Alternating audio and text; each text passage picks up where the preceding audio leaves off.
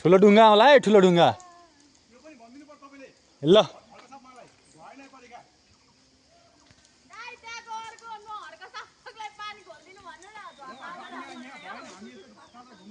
हर्क साम्पाङलाई पानी खोल्दिन भन्नु ल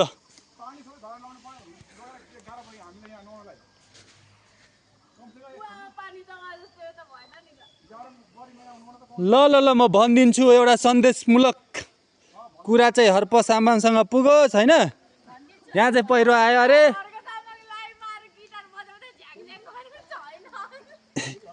हैन उहाँले मान झाक्ने त भन्दैन उहाँले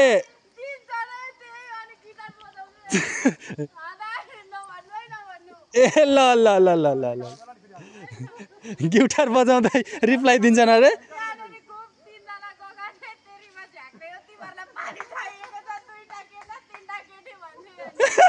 केटाकेटी